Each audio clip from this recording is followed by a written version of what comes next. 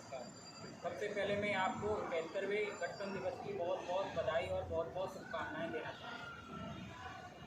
गणतंत्र दिवस प्रसन्नता का पर्व है। इस दिन हम सभी भारतीयों को मिलकर अपने लोकतंत्र की उपलब्धियों का उत्सव मनाना चाहिए और एक शांतिपूर्ण, सौहार्दपूर्ण और प्रगतिशील भारत के निर्माण में स्वयं को समर्पित करने का संकल्प लेना चाहिए, क्योंकि भारत सदियों से अपने त्याग, बलिदान, उदारता और परिश्रमशीलता के लिए जाना जाता है। ये सारी दुनिया जानती और मानती है कि भारत जैसी भूमि पूरे विश्व में कहीं नहीं है। जब हमारा देश आज़ाद हुआ, आज़ादी के बाद देश का बंटवारा हुआ, एक नोटिफाइड पाकिस्तान बना, एक नोटिफाइड हिंदुस्तान बना। जो पाकिस्तान बना उसने एक मुस्लिम राष्ट्र बनना पसंद किया और जो हिंदुस्तान बना उसने सेकुलर धर्मनिरपेक्ष राष्ट्र बनना पसंद किया। जो पाकिस्तान था उसमें वहाँ के मुसलमान तो थे ही, लेकिन हिंदुस्तान में जो मुसलमान थे उन्हें भी पाकिस्तान जाने की छूट थी, लेकिन फिर भी सिर्फ और सिर्फ 4% मुसलमान ही पाकिस्तान गया और 96% जो मुस्लिम आबादी थी उसने हिंदुस्तान में रहना पसंद किया। पता है इसका सबसे प्रमुख कारण क्या है? हिंदू से अच्छा पड़ोसी और हिंदुस्तान से अच्छा देश पूरे वर्ल्ड में कहीं नहीं है।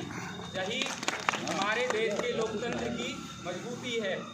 आज मैं एज ए इंडियन बोल सकता हूँ कि जितने भी पूरे विश्व में जितने भी देश हैं, अगर माइनॉरिटी सबसे ज़्यादा मुस्लिम सबसे ज़्यादा सुरक्षित हैं तो वो हिंदुस्तान में हैं, और जिनको सबसे ज़्यादा मौलिक अधिकार जिस देश में मिले हुए हैं वो हिंदुस्तान में हैं। यही हमारे देश की लोकतंत्र की मजबूती का प्रमुख आधार है, यही हमारे गणतंत्र की मजबूती का प्रमुख आधार है। आज आप देखते हैं कि NRC है, CAA, नागरिकता संशोधन जो कानून है उस पर कितना दंगे हो रहे हैं और अभिव्यक्ति की आज़ादी के नाम का दुरुपयोग हो रहा है। यह एक तरीके से संविधान का अपमान है और अराजकता है। और JNU में नारे लगते हैं, अलीगढ़ मुस्लिम यूनिवर्सिटी में नारे लगते हैं, जामिया इस्लामिया में नारे लगते हैं कि भारत तेरे टुकड़े होंगे इंशाअल्लाह इंशाअल्लाह। और जो लोग भारत के बर्बादी की कस्में खाते हैं, तो अगर आज मैं डिक्टेटर होता तो ऐसे लोगों की टांगें तुड़वा के उन्हें जेल में डलवा देता और तब तक उन्हें खाना नहीं देता जब तक कि वो भारत माता की जय नहीं बोलते। हिंदुस्तान का भविष्य नौजवानों के हाथ में है। नौजवानों को एक ऐसे हिंदुस्तान की रचना के लिए आगे बढ़ना होगा जहां आर्थिक और राजनीतिक फैसले लेने का अधिकार लोगों के हाथ में हो, जहां अर्थव्यवस्था का इस्तेमाल लोगों को सुख और सुरक्षा देने की दिशा में किया जाता हो, और जहां लोग उनकी ज़िंदगी पर पड़ने वाले हर एक प्रभाव के संबंध में निर्णय ले सकें। तभी इस देश में असली लोकतंत्र और गणतंत्र के मायने हैं।